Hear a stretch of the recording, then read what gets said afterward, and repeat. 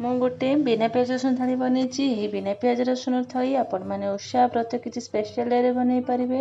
ଆଶା କରୁଛି ଆଜିର ଥାଳି ରେସିପି ଆପଣମାନଙ୍କୁ ପସନ୍ଦ ଆସିବ। ଯଦି ରେସିପି ପସନ୍ଦ ଆସିବ ଭିଡ଼ିଓକୁ ଲାଇକ୍ ସେୟାର ସବସ୍କ୍ରାଇବ୍ କରିବେ। ପ୍ରଥମ ଥର ପାଇଁ ଯଦି ମୋ ଚ୍ୟାନେଲ ଥିବେ ତ ଦୟାକରି ଚ୍ୟାନେଲକୁ ସବସ୍କ୍ରାଇବ୍ କରିବେ। ଜୟ Jagannath, welcome to Monalisa kitchen. ଚାଲନ୍ତୁ ଏବେ ପ୍ରସ୍ତୁତ କରିବା ଆମର ରେସିପି। ମୁଁ ଏଠି MTRର ଗୋଲାପଜାମୁନ ପ୍ୟାକେଟ୍ ନେଇଛି। ଦେଖନ୍ତୁ, ଯେତେବେଳେ ଚକଟିବେ ଗୋଲାପଜାମୁନର ପାଉଡ଼ରକୁ ତ ପାଣିରେ କେବେ ଦେବେନି, ତ କ୍ଷୀରରେ ଚକଟିଲେ ବହୁତ ସଫ୍ଟ ଆଉ ସ୍ମୁଥ୍ ହୋଇଥାଏ। ତ ଆପଣ ଏଠି 1 କପ୍ କ୍ଷୀର ମୁଁ ନେଇଛି, ଆପଣ କ୍ଷୀର ନେଇପାରିବେ। ତ ମୁଁ ଏମିତି ଗୋଳେଇ ନେବା, ତ ଅଳ୍ପ ଅଳ୍ପ କରି କ୍ଷୀରକୁ ଆଡ଼୍ କରିବା, ତାକୁ ଚକଟି ଦେବା, ଗୋଟେ ନରମ ଚକଟାଟେ ବନେଇଦେବା। ତ ଦେଖନ୍ତୁ ଏଇଭଳି ଭାବରେ ଏକଦମ ନରମ ବନେଇବେ। ଆପଣ ଯଦି ହାର୍ଡ଼ ବନେଇବେ ନା ଗୋଲାପଜାମୁନରେ କ୍ରାକ୍ ଆସିପାରେ, ଅଧିକ ନରମ ବନେଇଲେ ତ ଠିକ୍ ସେପ୍ ଆସିବନି। ଏବେ କ'ଣ କରିବା, ଏବେ ଦେବ ଚକଟୁଛି, ଆଉ ଟିକେ ଟାଣ ଥିଲା ତ ମୁଁ 1 କପ୍ କ୍ଷୀର ମୁଁ ଚକଟି ସାରିଲିଣି। ତ 5 ମିନିଟରୁ 10 ମିନିଟ୍ ତାକୁ ରେଷ୍ଟ ଦେବା ଫୁଲିବା ପାଇଁ। ତ ମୁଁ ଏଠି 1 ଗ୍ଲାସ୍ ଚିନି ନେଇଛି, ସେଥିରେ 2 ଗ୍ଲାସ୍ ପାଣି ଦେଉଛି। ଏବେ ସିରପ୍ ପ୍ରସ୍ତୁତ କରିବା।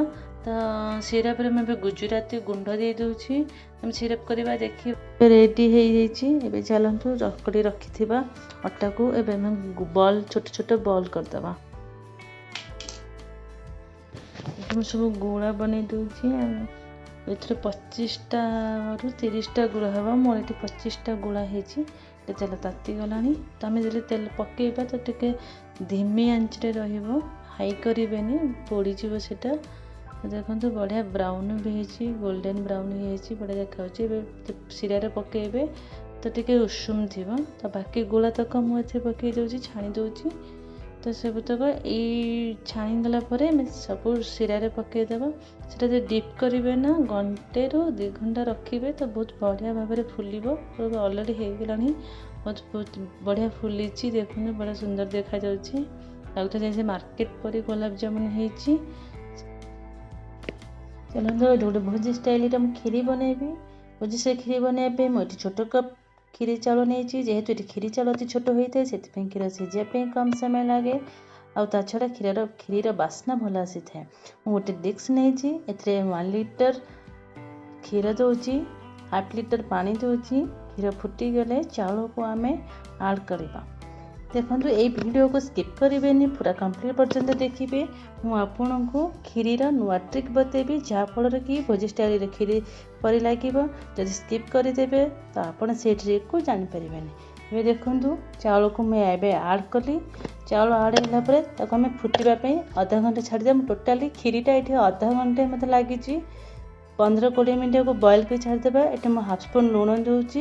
ଏମିତି ମଝିରେ ମଝିରେ ଗୋଳେଇ ରଖିବା। ଚାଲନ୍ତୁ ଏବେ ପୁରୀ ପ୍ରସ୍ତୁତ କରିଦେବା।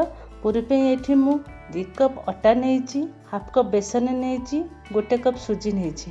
ଏଠି ବେସନ କାହିଁ ନେଇଛି, ବେଶୀ ତେଲ ସୋକ୍ କରିବନି। ଆପଣ ଟ୍ରାଏ କରିବେ ନେକ୍ସଟ ଏବେ ପୁରୀ କରିବେ, ସୁଜି ଆଉ ବେସନ ଆଡ଼୍ କରିକି କରିବେ, ଦେଖିବେ ତେଲ ଜମା ସୋକ୍ କରିବନି, ପୁରା ଡ୍ରାଏ ପୁରୀ ରହିବ। ଏବେ ମିକ୍ସକୁ ଭଲସେ ଆମେ ଗୋଳେଇ ଦେବା। ତବେ ମୁଁ ଏବେ ପାଣିକୁ ଧୀରେ ଧୀରେ ଦେଇକି ଚକଟିବା। ଏକାବେଳକେ ପାଣି ଦେଲେ କ'ଣ ହେବ କି ପାଣିଆ ହେଇଯିବ, ପୁରୀ ବହୁତ ତେଲ ଭିଡ଼ିବ। ତ ଆମେ ଏଠି ଅଳ୍ପ ଅଳ୍ପ ପାଣି ଦେଇକି ଆମେ ଚକଟିବା।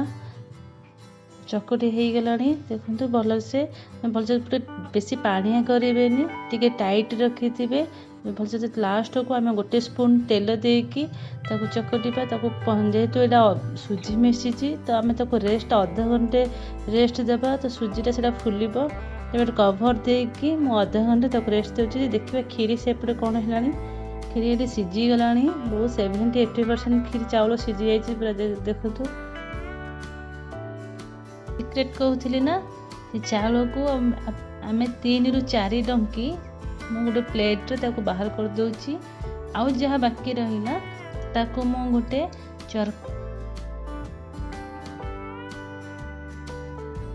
ଡାଲି ଯେଉଁ ଚରକା ସେଥିରେ ଟିକେ ସ୍ମାସ୍ କରିଦେଉଛି, ଯେତିକି ଟିକେ ଗୋଟା ଗୋଟା ରହିଥିବ କିଛି ଫିଟିଯିବ। ତ ଏମିତି 2ରୁ 3 ମିନିଟ୍ ଆମେ ତାକୁ ଗୋଟେ ସ୍ମାସ୍ରେ ତାକୁ ସ୍ମାସ୍ କରିବା। ମୁଁ ଏଠି ଗୋଟେ କଡ଼େଇ ନେଇଛି, ତ ଘିଅ 1 ସ୍ପୁନ୍ ଦେଲି। ତ ସବୁ ଡ୍ରାଏ ଫ୍ରୁଟ୍ସକୁ ଏଠି ସବୁ ଭାଜିଦେବା। ମୁଁ ଏଠି କାଜୁ, କିସମିସ୍, ଆଲମଣ୍ଡ ନେଇଛି, ତାକୁ ସବୁ ଡ୍ରାଏ କରି ଭାଜିଦେବା। ବ୍ରାଉନ୍ ହେଲାଣି, ଏବେ କ୍ଷୀରିରେ ତାକୁ ଆଡ଼୍ କରିଦେବା। ଏବେ କ୍ଷୀରିରେ ଆଡ଼୍ କଲି। କ୍ଷୀରି रे में ऐड कले किसी समय तक एमती गोलई देबा। तापर से कड़ाई गोटे स्पून घी आ किसी चीनी देकी भोजी स्टाइल भोजी जमी कलर थाए ना टिके ब्राउन कलर थाए से भाई आम करवा कार्मेलाइज। तो ये घी चीनी की कम आंचरे टिके भाजुची से फेण आसला पर्यंत ताकू टिके एमती करेंगे। देखो ए पूरा आसला ब्राउन टिके ऊपर को फुलानी ताको आम सिम करदे सिम करके खीरी रे धीरे धीरे करके ढालिया। बहुत गरम थी आम सब देखिकी ढालिबे। ढाला बेलू केते लोग फास्ट रु करती तो मुझे मो चाउल सीझी सारा पर करे कहीं टाइम टेकिंग नहीं थे चाउल सीझापी फास्ट रु कार्मेलाइजटा करदे कौन है कि चाउल सीझापी टाइम टेकिंग नहीं थाए। तो देखो मुझे सिक्रेट कथा कहती से चाउल भी ठंडा हो जाए चाउल को आम कौन करवा ग्राइंडिंग करदे। ग्राइंडिंग कले कौन कि जो टेक्सचरटा बहुत बढ़िया लगे। देखो पूरा फाइन पेस्ट हो जाए। तो आप मिल्क मेड नदेले भी चलो एमती भी रखिए। तो चाउल बटा को मुझे खीरी रे ऐड करुच्ची। तो आपड़ जब खीरी मिल्क मेड आप स्टॉक नहीं तो एमती खीरी करके खाई पारे। तो ये मो पाखे तो मिल्क मेड थी मुझे ऐड करी चाउल पेस्ट को देले कौन पूरा भोजी स्टाइल खीरी परिका लगे। ये मु 1 कप चीनी देछि। आपण टेस्ट अकॉर्डिंग आप चीनी केतिक ने टेस्ट करेंगे। मोर ये 1 कप चीनी दरकार थी मुझे 1 कप चीनी नहीं मु 3 ରୁ 4 चामच मिल्क मेड ऐड करुच्ची। देखो मिल्क मेड पकई सारा बॉयल आसला। मिल्क मेड पकईला बेस समय बसैबेनी गोटे बॉयल आसवाक देवे। हो गला प्रस्तुत बढ़िया खीरी बढ़िया कलर भी जापे केते बढ़िया देखा जाउची। तो ये छोले पे प्रस्तुत करी। छोले पे मुझे गोटे पैन रे पानी नौची गोटे ग्लास गोटे चाहपत्ती गोटे स्पून पकाउची ताको बॉयल करिया को छाड़ी देउची। एठी मसला पे मु टमाटो 2टा अदार पेस्ट प्यूरी बनै देइची। चलंतु देखिबा। कुकर रे मु 3 ରୁ 4 स्पून सोरिष तेल देइची। 3 ରୁ 4 चामच सोरिष तेल देइची। तेल बहुत तेल तातिले आपण गोटा गरम मसला पकेइबे। मोटे गोटा गरम मसला लवंग गोलमरीच तेजपत्र ऐड करिची। टमाटो अदार पेस्ट देइची। जीरा लंका गुंड हल्दी देली। एठी मु धनिया पाउडर जीरा ब्लैक पेपर और ब्लैक सॉल्ट नहीं मसला रे जेहेतु बिना प्याज रसुण मसला प्रस्तुत होची। तो केबे मसला देखंतु भल कषि हो गला। मुझे चना को मु बॉयल अलरेडी कर देइची। 4 ରୁ 5टा सीटी देकी कर देइची। ऐड कर देउची किसी समय 5 ରୁ 10 मिनट मसला सहित सेटा कषि दबा। कषि हो गला तार जो पानीटा बाहरी से पानीटा पूरा मरीगला पर्यंत आम एमती 5 ରୁ 10 मिनट कषि दबा। कषि हो गला आम ताको सेमती गोटे लीड देबा। लीड देले देखो पूरा पानी मरी जाइए। जो चाहपत्ती को प्रथम बॉयल करके रखी से पानी के ऐड करदे कहीं बढ़िया कलर आसी थाए जी पंजाबी स्टाइल छोले परिका कलर बढ़िया देखा जाउची। जेहेतु ये चनाटा सीझी जाइए तो आमको गोटे सीटी देवार अच्छी। गोटे सीटी दबा बेसी सीटी देवेनि अलरेडी आम सीझे गोटे सीटी आसीगला। गोटे सीटी आसला सेमती रखीदे ठंडा है छाड़देवे। देखिए तापर बढ़िया कलर आसो देखिपे कि बढ़िया बढ़िया कलर आसी। एबे चलते प्रस्तुत कर पूरी अटार आगुरी चकड़ी रखी थी। तेल गरम हो गला तो मुझे पूरी की बेलिकी रखी थी तो छाणी दौची। पूरी बढ़िया फुली जेहेतु सुजीर बेसन पड़ा तो बढ़िया फुली कलर भी देखी पड़े बढ़िया आसी। आपड़ भी ट्राई करेंगे एमती।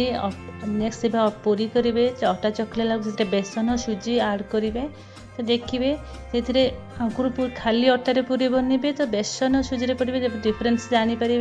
कलर भी बढ़िया आसी। देखो पाखर देखा तो तेल एत भी भिड़नी ऑयल देखा जाऊनी तो बढ़िया अच्छे। एबे चलतु आम सर्व कर नवा।